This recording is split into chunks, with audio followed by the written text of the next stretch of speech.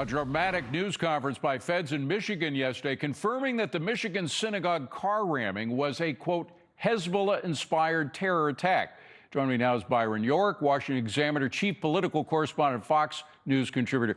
Byron, it's hard to believe that even Democrats would think that holding up Homeland Security when all this stuff was going on, not only worldwide, but actually in the country, would be some kind of political gain for them. You know, it's what made the crazy standoff even more mind-boggling, that it was taking place in the context of a heightened threat situation because of the war in Iran. And so you not only had this attack on a synagogue in Michigan, which was clearly, we know now from the FBI, basically an act of Middle Eastern terrorism imported to the United States. You had the attack in Austin, the shooter in the nightlife district who killed 3 people wearing an Iran T-shirt. You had the attack at Old Dominion University, where the shooter had actually served time in jail for giving material support to ISIS. You had all these things going on, and meanwhile, because of the shutdown, security at the nation's airports was being weakened rather than strengthened. It made no sense at all. And not to mention the lines, the inconvenience. I mean, the hours and hours of human beings that had to deal with all that stuff there. And the New York Post, of course, is always great for its covers. I think we can put this one up on the full screen. But Democrats let Americans suffer in long airport lines as they flee D.C. to protest with celebrities. Here's a picture of Chris Murphy hanging out with his buddy there, Jimmy Kimmel, that is. And I just don't think that they can avoid this becoming a political issue in the midterms. Well, you know, the odd thing is, everything you just said is totally correct.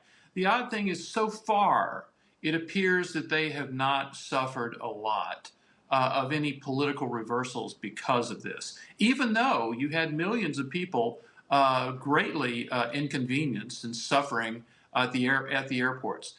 One theory for this, of why this is taking place, is that because of something Republicans did, which was they started to negotiate with the Democrats. Now, in the past, there have been a lot of government shutdowns. Republicans have been to blame for some of them. The party that loses the shutdown is the party that attaches conditions to reopening the government.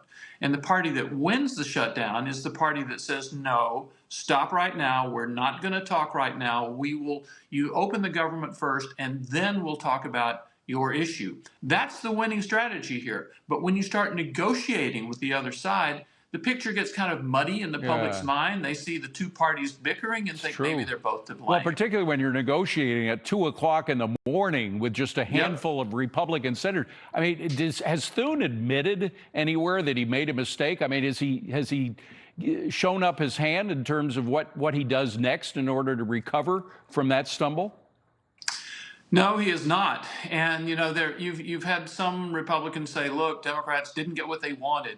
But, you know, in fact, if that Senate deal had become law, it didn't because of the House. But if it had, it basically was going to defund parts of ICE and Border Patrol, just as Democrats had wanted to do.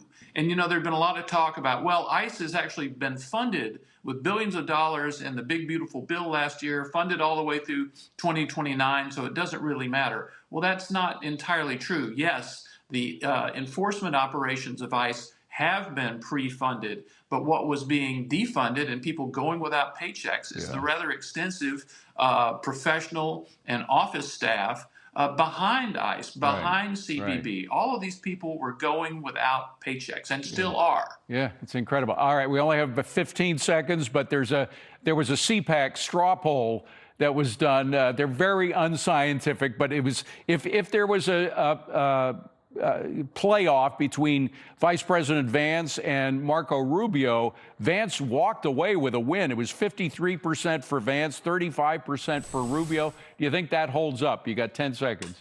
I saw it a little differently. Last year, it was 61% for Vance and 3% for Rubio. Ooh. This year, as you said, So it was Rubio's coming up. 53% for Vance and 35. Big jump for All Marco. right, it's getting more competitive, ladies and gentlemen.